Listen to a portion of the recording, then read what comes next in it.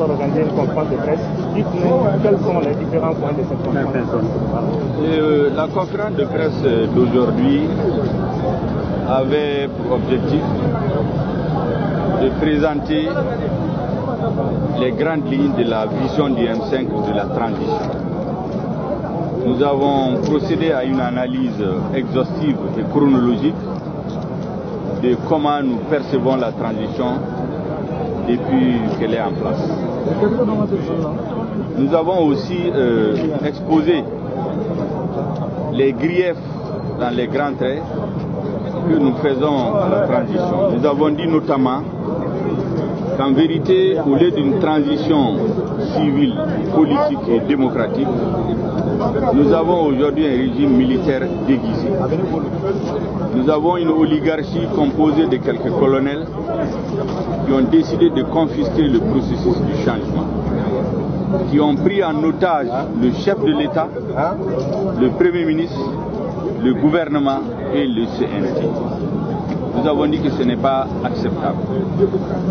Nous avons aussi dit que la question sécuritaire, qui était l'un des levains qui ont mobilisé le peuple malien pendant des mois durant, au lieu de s'améliorer, nous constatons qu'elle se dégrade de jour en jour. Farabougou est sous occupation depuis bientôt 3 mois. Vous avez dans tout le pays, à Tombouctou, à Ansongo, à Koro, à Bandiagara, à Kaï, un peu partout, l'insécurité est en train de se généraliser. Nous avons le sentiment que les colonels qui disent qu'ils sont venus parachever le travail du M5 ont créé une situation où le sentiment général, c'est que les militaires sont en train de se battre, sont en train de s'impliquer dans les luttes politiques à Bamako et à Kati, sont en train de se battre pour occuper les postes que les autorités politiques, les hommes politiques, les personnalités de la société civile doivent occuper en tournant le dos au front, ce qui peut comporter des risques de démoralisation et de mobilisation des troupes. Nous avons donc dit qu'il faut recentrer la transition pour la ramener sur la voie qu'elle n'aurait jamais dû quitter. Une transition civile, une transition démocratique, une transition où l'armée doit demander les moyens au pouvoir politique pour faire la guerre, libérer le pays et se battre contre le terrorisme. Et non pas être dans les jeux politiques et politiciens dans la capitale. Alors est-ce que vous comptez mener des actions comme des sorties par exemple? Nous avons dit que aujourd'hui nous avons mis un chronogramme d'activités que nous allons mener.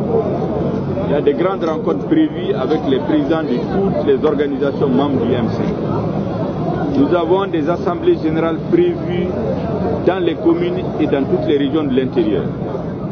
Nous avons des meetings prévus et synchronisés à Bamako et dans les capitales régionales.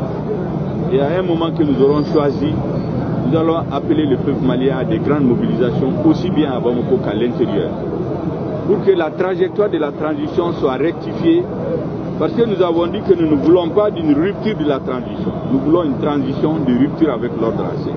Parce que si on ne fait pas ainsi, ce qui va se passer, c'est qu'actuellement nous constatons que ceux qui ont la réalité du pouvoir ont pris en otage les institutions, ne respectent pas la parole donnée, ne respectent pas les engagements, ne respectent pas la Constitution, ne respectent pas la charte de la transition, ne respectent même pas les décrets qu'ils ont pris. Nous nous sommes dit qu'à ce rythme-là, il n'y a aucune garantie que nous aurons des élections libres et transparentes. À ce rythme, on peut aussi, par la stratégie du fait accompli, manipuler les élections installées au pouvoir quelqu'un dont les Maliens ne veulent pas. Il ne faut pas donc attendre que cela arrive. Il faut dès maintenant appeler le peuple malien à dire non à cette dérive. Deuxièmement, nous avons des revendications précises qui ont mobilisé le peuple malien des mois durant. Nous avons les tueries du 10, 11, 12 juillet à Bamako et avant à Kaï et Bamako et Sikasso qui doivent être jugés, des interpellations doivent être faites et la justice doit être rendue. Nous avons des dossiers de la grande corruption qui ont gangréné les forces de défense et de sécurité, qui ont paralysé l'outil de défense de notre pays. Ces dossiers ne peuvent pas rester dans les tiroirs. Ces dossiers doivent être transmis à la justice. Nous avons dit aussi que les réformes politiques et institutionnelles, administratives, électorales, dont le pays a besoin pour se refonder, ces réformes doivent se faire de commun accord avec l'ensemble des forces politiques et sociales, plus précisément les partis politiques. Ce qui est en train de se faire, c'est sans les partis politiques.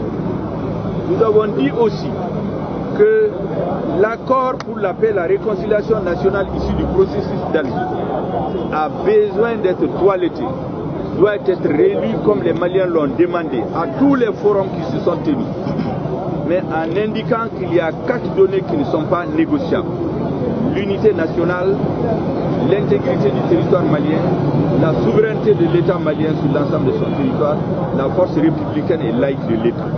En dehors de ces 4 données non négociables, tout le reste peut être négocié entre Maliens. Il ne faut donc pas que tête baissée nous continuons à dire appliquer l'accord, parce que appliquer en l'état, ça va conduire à la désintégration du Mali. Voilà les grands sujets qui fondent la nouvelle orientation du M5, et les activités à mener vont être traduites en plan d'action. Aujourd'hui, nous avons un sens quand même de la responsabilité qui fait qu'avec les ravages que le Covid est en train de faire dans notre pays, nous sommes obligés de faire attention. Ce qui fait que nous allons ralentir le rythme de nos activités, mais nous mettons en garde les autorités sur les décisions liberticides et antidémocratiques qui viennent d'être prises, dont la finalité c'est de museler la presse, de museler les activistes, de museler l'opposition, de museler tous ceux qui ne sont pas d'accord avec cette transition. On nous dit qu'il n'y a pas d'opposition, il n'y a pas de majorité. Il ne s'agit pas de critiquer pour critiquer, mais ce que nous voulons, ce qui ne marche pas, on le critique pour que ça se corrige. Il ne s'agit pas de dire que chaque fois qu'on critique, c'est pour renverser le régime. Nous entendons beaucoup de choses se dire autour de nous. Donc voilà les grandes lignes qui ont été exposées aujourd'hui. Et nous comptons dans les jours à venir élaborer une stratégie de communication pour aller vers les Maliens en attendant que le rythme, en tout cas les effets du Covid soient réduits et que les Maliens puissent à tête reposée écouter les messages du M5. Merci. Voilà les grandes lignes de ce qui a été discuté aujourd'hui. Je vous remercie. Merci.